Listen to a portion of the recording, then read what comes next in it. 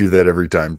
Hey, how you doing? It's Capt'n John, and it's time for me and the rest of the crew here on SB80 to sit down and watch something together. That's right, it's time for Subspace Cinema. Subspace Cinema. Let's settle in.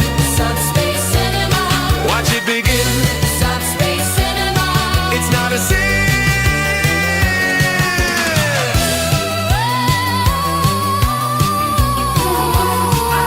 Let's watch now. All the fun is top notch and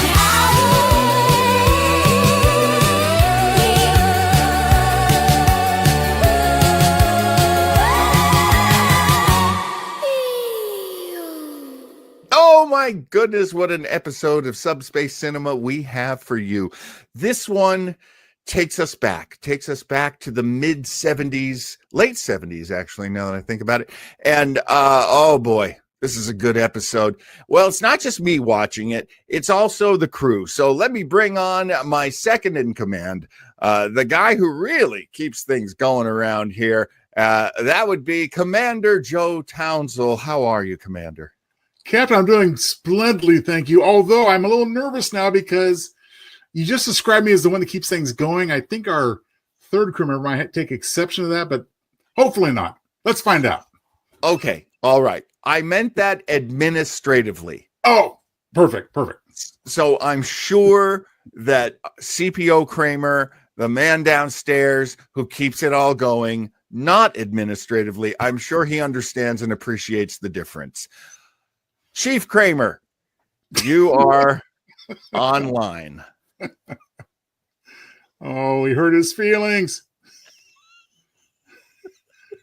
Wow. Oh, Wow. Getting a little frosty in here. Oh, I'm sorry. Are you done talking to the guy who makes it all happen, who keeps it all running? CPO Kramer, we appreciate everything you do, Eric. Everything you do to keep us going. Yeah, we and appreciate you it. show it with every introduction. All right. Well, gentlemen, we are tonight watching a fantastic show that came in the 70s. It was something that a lot of us geeky kids really enjoyed. That is the show starring Leonard Nimoy called In Search Of. Yeah, baby. yes. Now, do you have a history of watching this show? Let me start with you, Mr. Townsell. Do you have a history of watching In Search Of? Yes, indeed. LA syndicated, of course, back in the 70s. LA station KHJ, as I recall, 7:30 on Sunday evenings. It was definitely a staple in my house. My dad loved it too. You, Mr. Kramer, what is your history with this program? Yeah, it's another one of the whole family sits down and Really? and gives it a watch. Oh, Wow. And it was, I'm young enough that, Leonard Nimoy is still Mr. Spock, and you'll watch whatever he does. And plus it was all crypto stuff, cryptoid, like what is the word? Cryptozoology? What is it?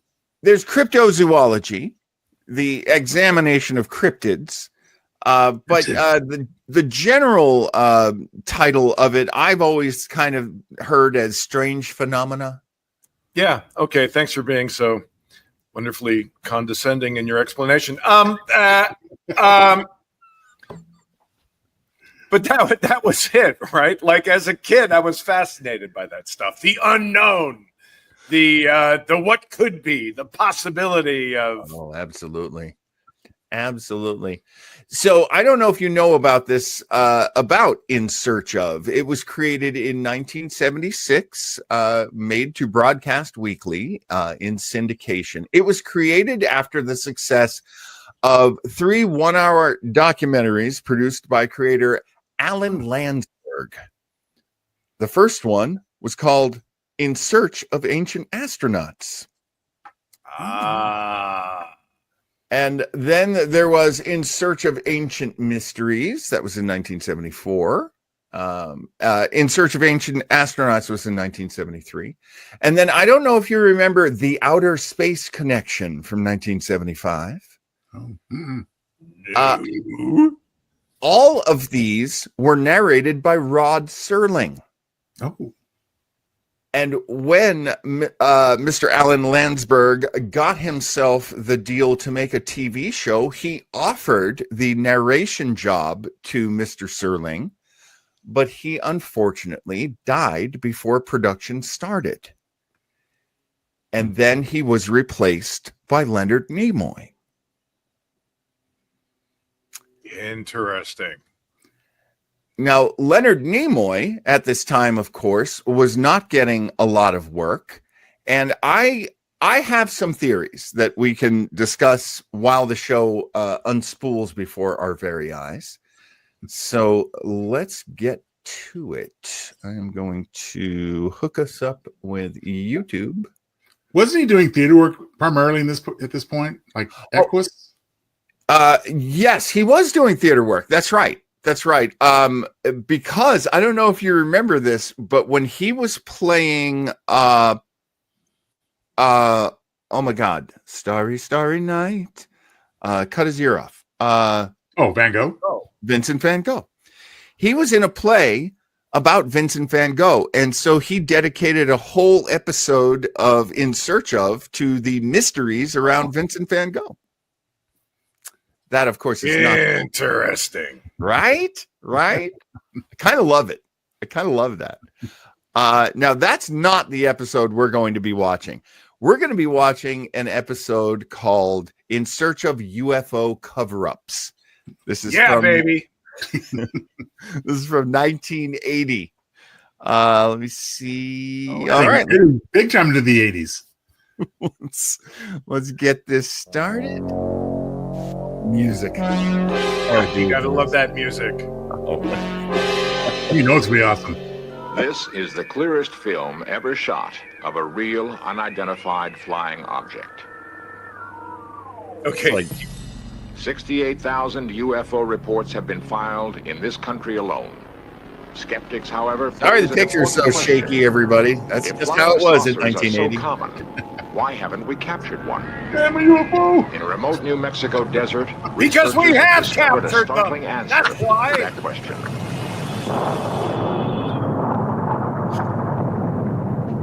Sir, I wonder if I could develop on you to give us a full screen effect.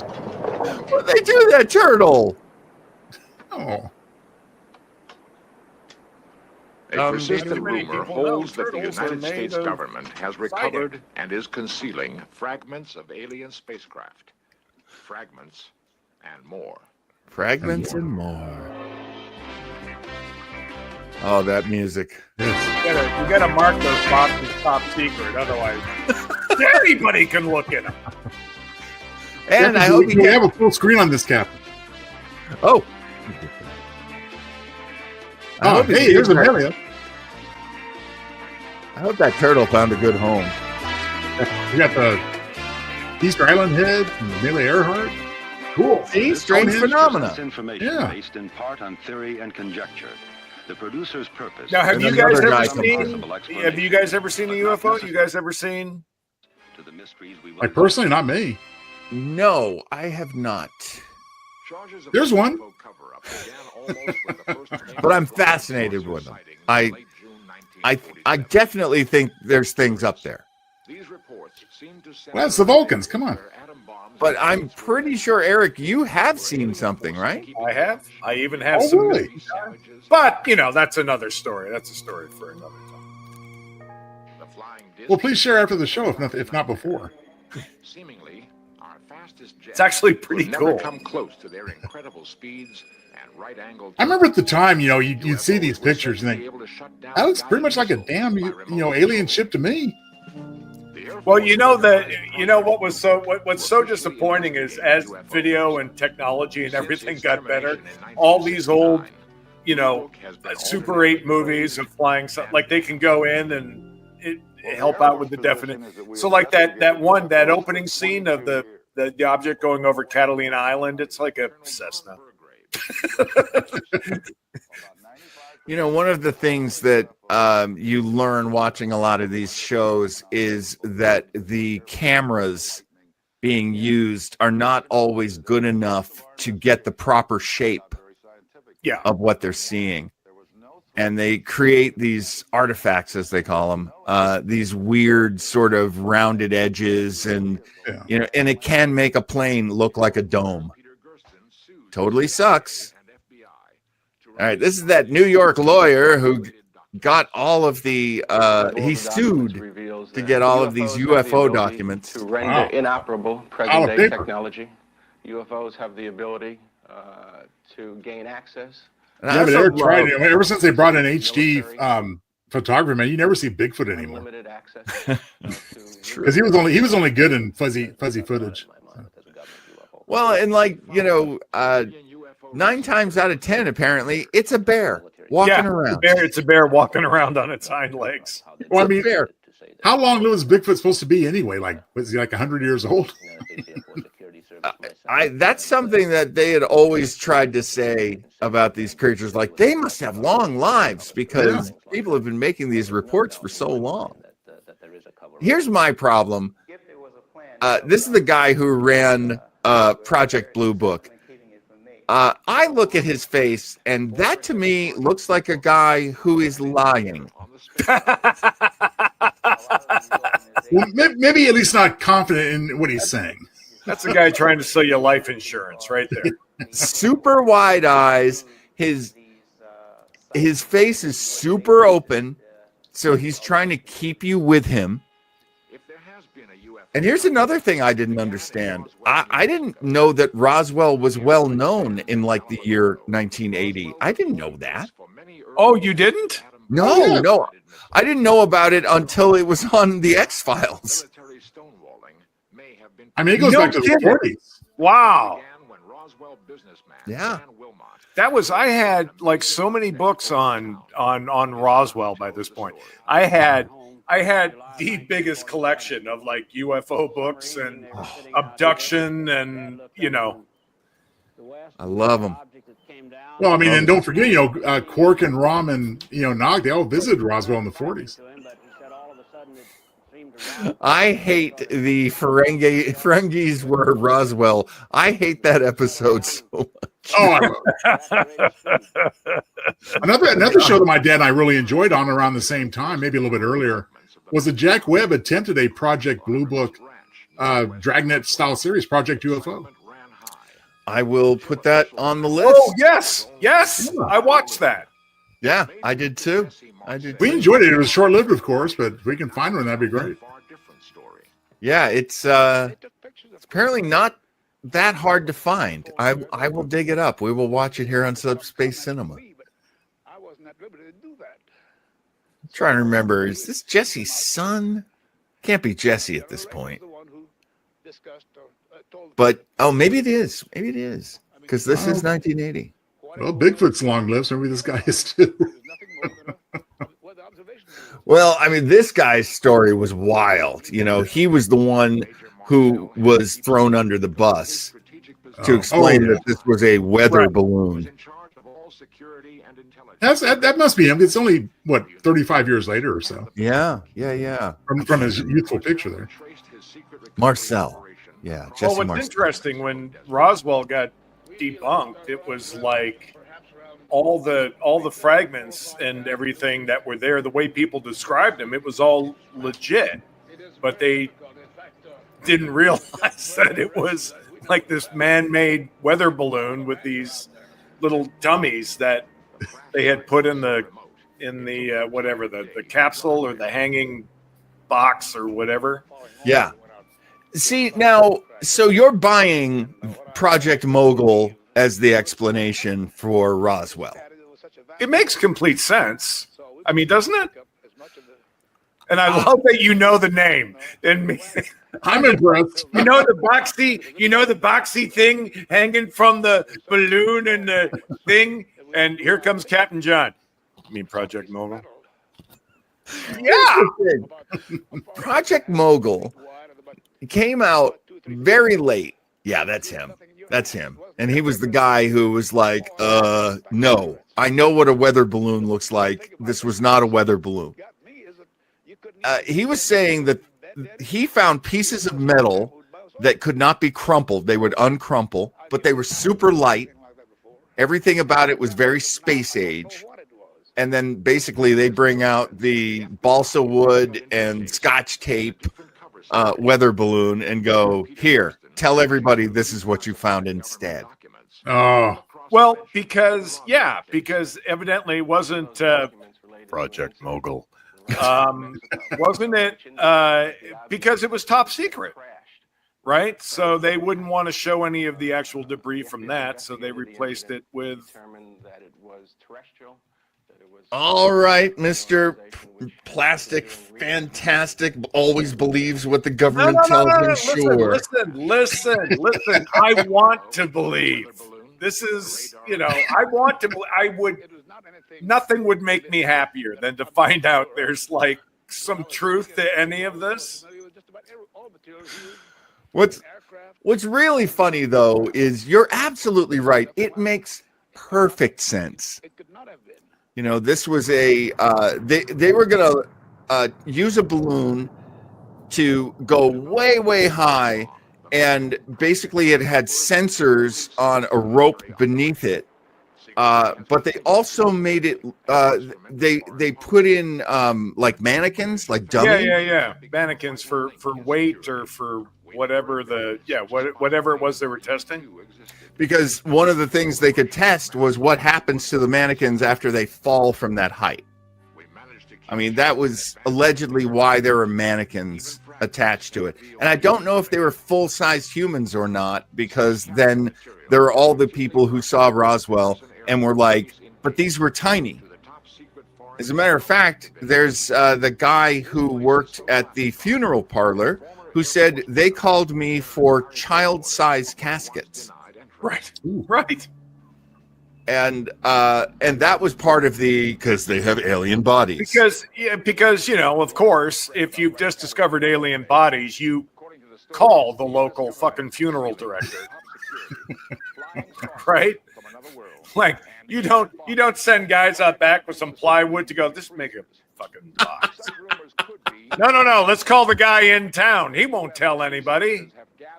Now, how does Leonard Nimoy look so much younger here than he did a year earlier in motion picture? This is something I love. The mustache. I love that you are getting to see, especially in that shot, you're getting to see why Leonard Nimoy loves this gig. He gets to travel the world. He gets to grow out his mustache. He gets to wear like safari jackets.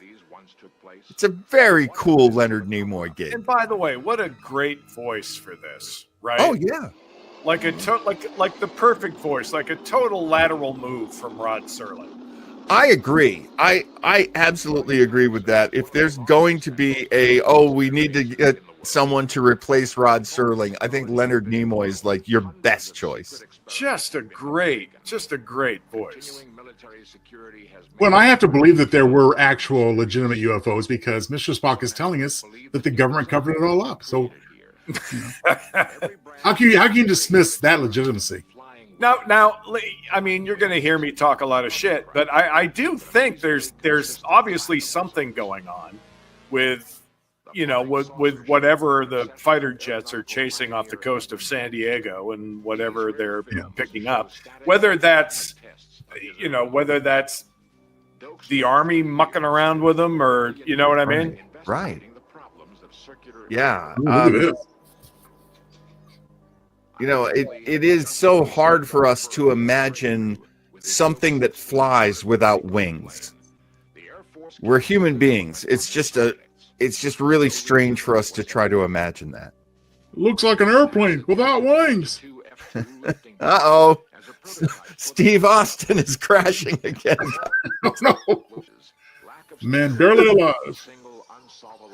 Oh my God! This is that footage they used. That is that footage.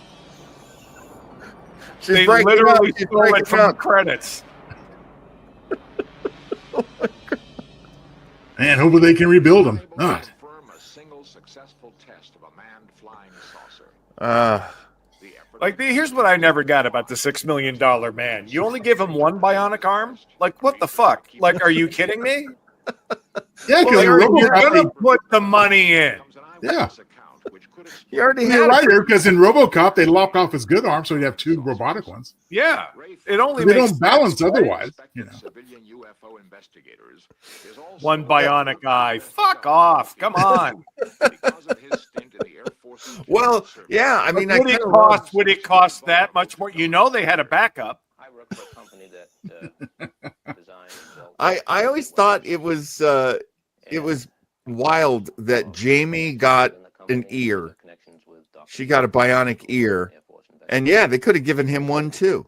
I came across information that indicated. Yeah, no, that's a good question. Why do UFO investigators always look so suspicious? I'm sorry, I wouldn't even buy that guy a drink. I'd be afraid how he'd act after one drink. Would you get him a better jacket? Yeah, I mean,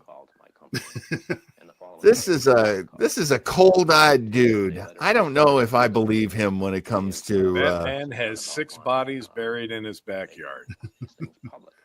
In child-sized caskets. I love this. The rotary phone, like, gotta hit the phones, man. He's looking it up on his phone. I've been waiting for you to call me on this, but have you come to any conclusions? The man finally agreed for the first time to talk. But you know, once a week, early evening, you get to hear Leonard talk to you about these compelling topics. They made up a name. What a fantastic way to begin the week. I was always watching this alone. Nobody in my family thought this Oh, that's a stuff was shame. worth a wit. that John. Well, you're watching with friends now, John. You're watching I with am. exactly. You're watching with friends now. No, I think it's I think it's important for us to remember that. Oh my That God, we can heal, John. That we can heal. 45 years ago, you were considered a weirdo for liking this stuff. Oh my God, yeah. Yeah, Oh true. my God, yes. Absolutely. It's mainstream now. People can understand. Oh, you're intelligent. You're mature, and you're interested in UFOs. But when we were kids, they didn't say that. It's a nice day. Go out and play. Why are Okay, you Mom. asking these stupid questions about the Air Force? Nobody in your family's in the Air Force. When he was suddenly ordered to report for a new mission. Yeah, like suddenly all these aliens are concerned that we're going to wipe ourselves out. But that's a really interesting thing from the 1950s. For the longest time, they believed that we were being contacted by aliens, either because they're like space communists and they're coming to take over, or that they are the space brothers, as they say. Right. The Vulcans in TOS, or I'm sorry, in all of Star Trek. Yeah. You know, they've been watching us, keeping an eye on us. Because landing and being available to the entire world and going, calm the fuck down, would, you know, Lower the temperature. that's all they have to do. That's all they have to do. Just land on the White House roof. Calm. Hey. Well, calm down. are we going to talk about the current issue that's going on in space right now? Is that something we should skip with only 10 minutes left to the show? Or, God, 5 minutes left. Oh, Atlas, you mean? 3-Eye Atlas, at this point, has cleared the sun and is heading towards us and will probably be close to the U.S. Is that not the Jupiter 2? Hang on, I'm interrupting. It does look like. That is the Jupiter 2. Thank God it made its way back to Earth. Oh, they're all lining up to meet Well, Judy. God, they're even drawing pictures of it. Look. Well, the Jupiter 2 went to Roswell, didn't it? It That went to is the 40s absolutely anyway. the Jupiter 2. I think this is them testing out. What would you do if you found a flying saucer? Oh no, this guy's saying this happened. Oh, I see. This guy's clearly a hippie. What does he know? He doesn't want us to know he knows it because he's could you keep the light off my receding hairline? You can black out my face, but just Jesus, please. The thing with 3i Atlas right now is I get fake stories in my Facebook feed. Oh my God. Barrage. And just the fact that we've mentioned it now means we're going to get even more. Oh, I want to apologize to anyone watching. You are now going to get barraged with fake stories about 3i Atlas. And yes, because algorithms touch Subspace Cinema as well. Well, because that's the preferred way aliens like to travel. Well, it's, if it's not an alien ship, it's still a fascinating object. Yes, absolutely. Absolutely. It's one of the few objects that we know of to pass through the solar system that's not from the solar system. Yep. Well, it is 3i, just like the Martians in War of the Worlds. It's very cool. I just kind of wish we would treat it as the cool object it is. I keep looking up. Not try and turn it into something that makes it less cool when the reality is revealed. Yeah. No, I keep looking for real astronomers, and I watch their videos, and they are like, this is super interesting. But I saw one yesterday, which was AI generated. I could tell about halfway in. I was like, oh man, you guys got me. I thought this was real. Can we just have, even if we don't regulate, can we just have one law where you have to label AI generated content AI in big effing letters right on the front so that you know, because I'm really tired of having to doubt everything I see online right now. But that's how it is, man. Digital manipulation. That's our lives now. These guys were in the pre-digital world. I find it fascinating to go back to the rotary phone version of technology. You know what CGI was for these guys back in the day? Throwing a plate up in the air and snapping it as quick as you could. Apparently, there were egg hatchers that were standard farm equipment, and they look like flying saucers. And a lot of people were just taking this piece of farm equipment and just throwing it up in the air and taking pictures. Oh, geez. Who was the do you remember who the Swedish guy was? That's not Eric von Däniken, is it? No. The guy, he was a farmer. Oh, and he had like these amazing pictures of flying saucers. Who is he? Billy Meyer? Bill Meyer? Billy Meyer? Was that his name? Maybe. I don't know. But he fooled the world. He had all these celebrities come out and like talk to him. And he said that he had been taken up in these crafts and was taken back in time and had shots of dinosaurs to prove it. And they were like, he took a shot of like a photograph out of a book. Billy Meyer. I know that last guy looks too much like Peter Lorre to be trusted. I'm sorry.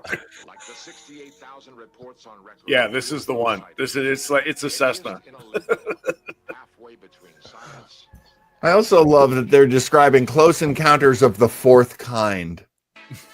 Well, there you go. We talked through another show. A great program to be sure. But it's a fascinating. The problem is you start talking about this subject, and you kind of don't want to stop. You know, honest to God, that's what this show is. If people want to watch these shows, I should probably give more information at the beginning of the show about the recording, so you can go on your own on YouTube and find the recording, and you don't have to listen to these three yoo-hoos talking over it.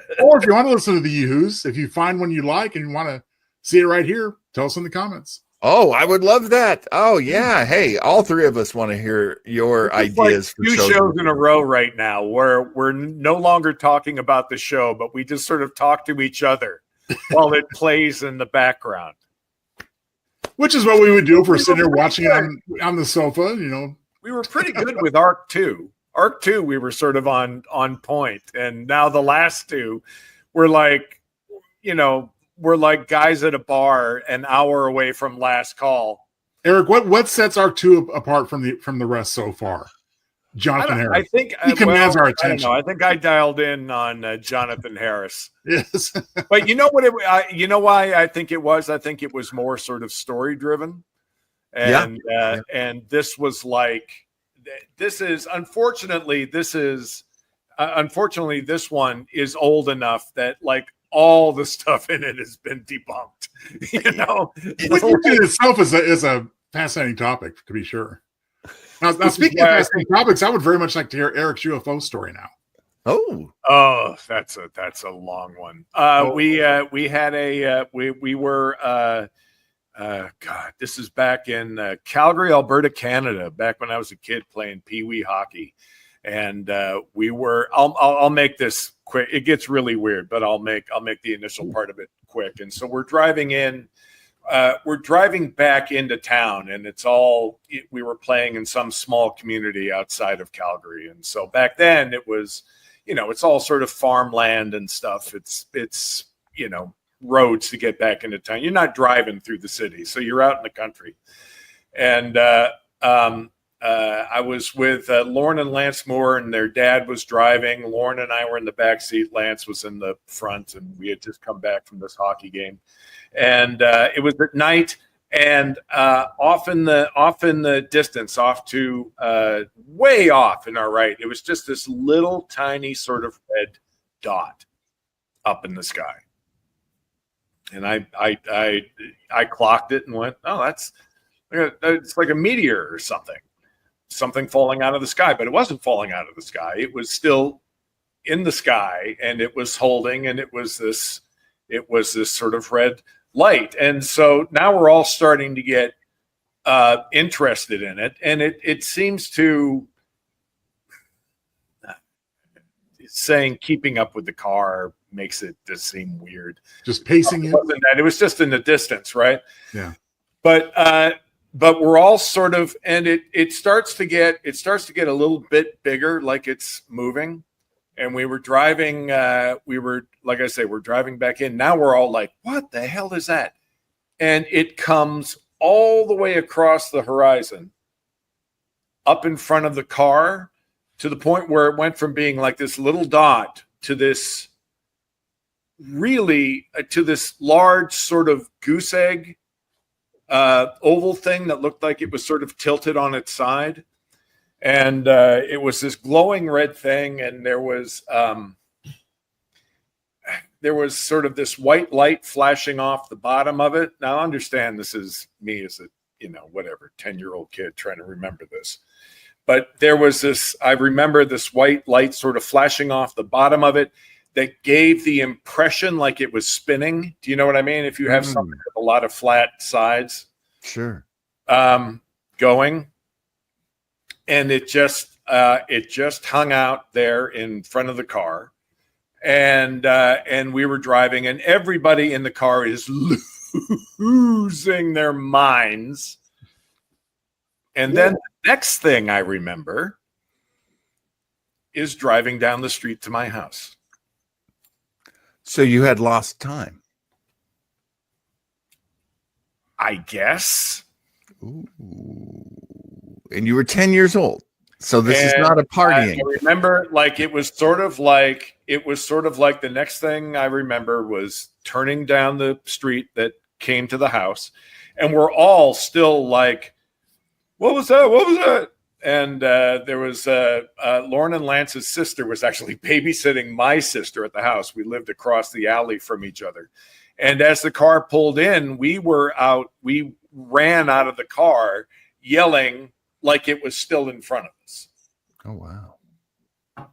Did you feel like you'd been poked or prodded in any way?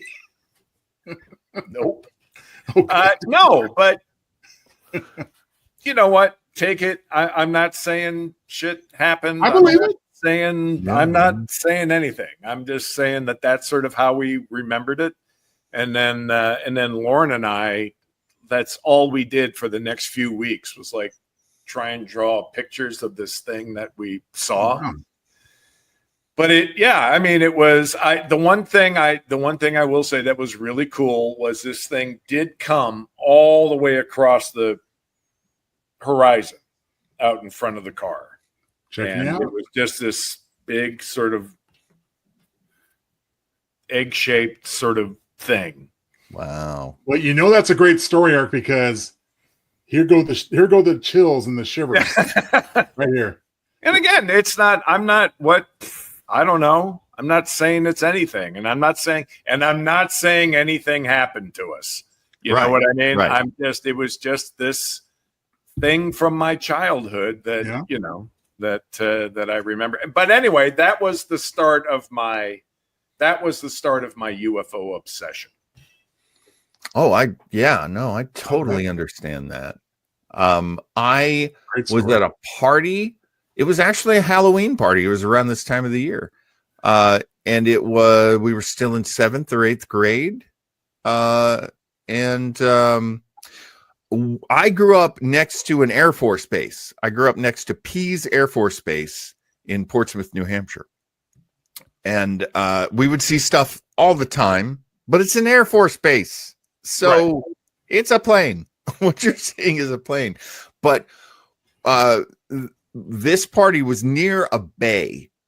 And over the bay, there was an object moving. And the object had a searchlight. But it made no noise. And it didn't move like a plane. It was probably a helicopter. Mm-hmm. And it didn't zigzag. It did mostly, helicopter looking moves, but it made no sound.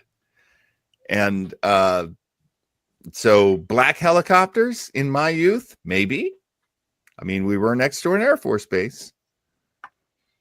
Which has always made me wonder why people don't understand the chemtrails. I grew up my entire life next to an Air Force base. Right. I saw all of these trails that they're talking about. It's just part of aviation. Yes. Condensation happens in the air, and it stays up there for a long time. I just find it so silly for people to go, well, what is that? It is what it is. It's condensation in the air. Dude, if you're around planes every day, you see it multiple times every day. You see them being made every day. But I'm sorry, Joe. No, I'm just going to say my own personal experiences, tend to lean more toward the paranormal. And I'm sure, at some point we'll do something related to a ghost story or things like that. I'll be convinced to share one or two of my stories of that time. But in the meantime, I've written about all of them. So right there. Beautifully brought around, Mr. Tom. Yeah, clumsily maybe. Oh no, you were. No, but I've had my own real life experiences, and I'm happy to share. Yeah, and I've had that as well. I've had spiritual feeling stuff. Eric, any spiritual ghosty kind of feelings? Oh my God, yeah. We had there was sort of a community house that got rented out to all the theater students back in university through theater school, and that son of a bitch was haunted. They say most theaters. Yeah. And we had a ghost in one of the theaters we were performing in. That was more fun, but but the house was like stuff went on in that house that was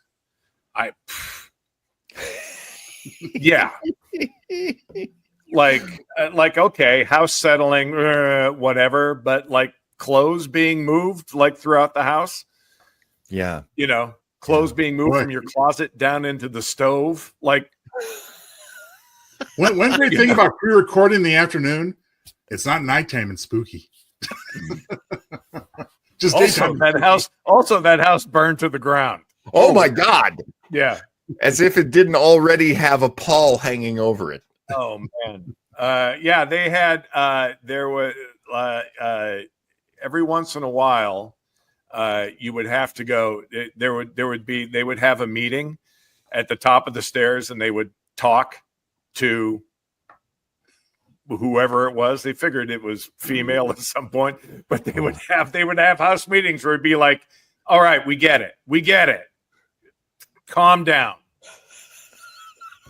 Never tell a woman to calm down, even a ghostly woman. Especially a ghostly woman. But yeah, they had there was a friend of mine came home one time and her makeup kit had been taken apart and all her makeup had been laid out on the bed. Oh wow. Like just bizarre stuff. Wow. And you know what? Whatever. Roommates pulling prank, sure, maybe. But Maybe. the other story is just way better. Well, what have we learned, gentlemen? That things are not always as they seem. I'm very grateful to Leonard Nimoy that he was on top of this UFO cover-up stuff like 10 plus years before Fox Mulder. He knows. He knows.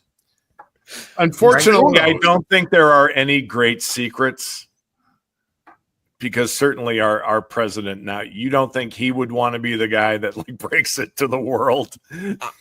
That's so funny. I have thought that same thing, and I've always wondered, like, why? I mean, if there are things to know, why haven't they gotten out under this guy who just really wants attention and really wants people to identify him with good things? Wouldn't you want that to be your legacy? Really? Absolutely. As to be the cool president who went, yeah, here are the UFOs, guys. Well, unless it attracts the invading aliens for good. Here's the thing. Just like that, Joe Townsend, and believe me, he comes up with those ideas all the time. Go to joetownsend.com. joetownsend.com. There's got to soundbite. The reason why Trump doesn't do things is because they are nuanced. So there is probably some nuanced explanation that he can't like champion. I mean, I find it hard to believe that a secret like that would be kept from the president of the United States. Like, I find it hard to believe that there's like a group of guys going, don't tell him. Don't tell him. Don't do it. Now I do believe, and listen, I say all this shit, and again, I really want this to be true. Yeah. Like I do. Yeah.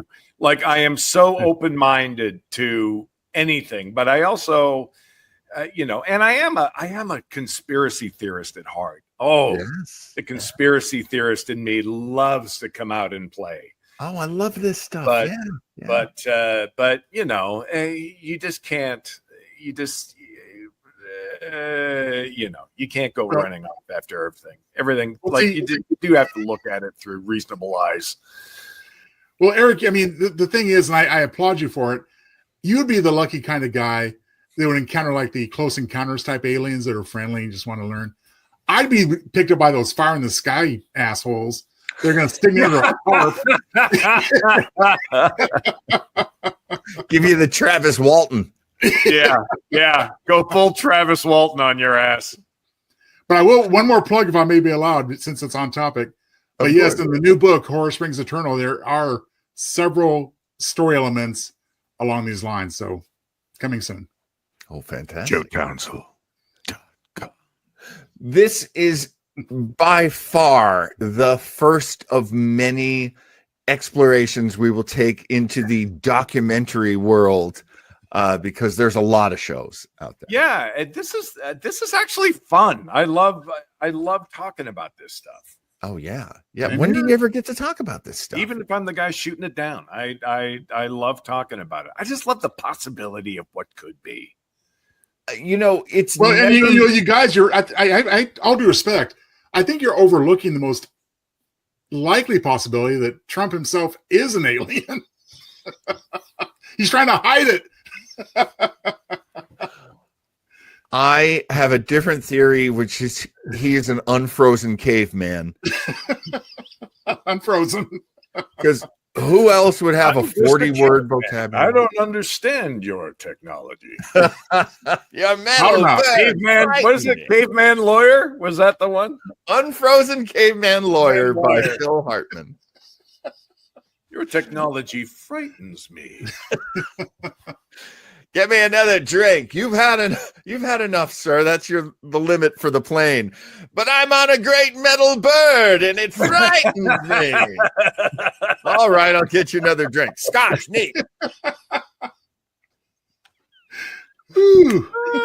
All right. We hate to land this flying saucer of fun, but we're going to have to do it. Look at us. We've had a nice long discussion about this. And again, we will return to these discussions because I love them.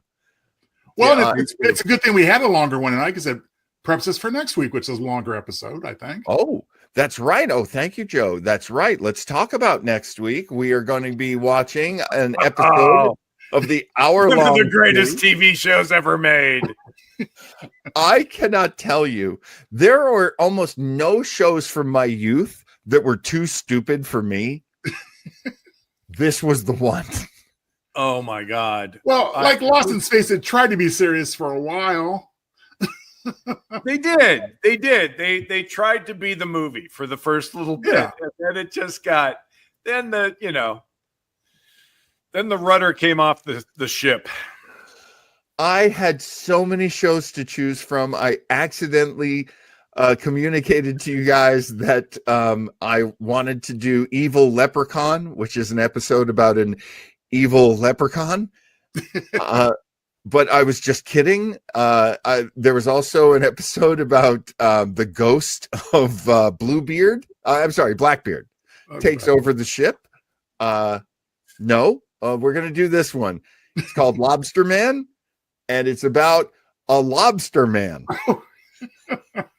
I absolutely cannot wait. I just cannot wait. So be sure to join us. It will debut Thursday night, next Thursday night on November 13th. They don't Lucky even 13. try and hide the fact that this submarine is in a swimming pool. I love everything about this show. I love that they'll show the sub, but just the front. So you know someone's holding the back. Personally, I wonder if they had painted it green. I love when they get the guys in the suit that wrestle the sub, the big algae monsters that wrestle the sub under. And you know those poor bastards are like holding their breath.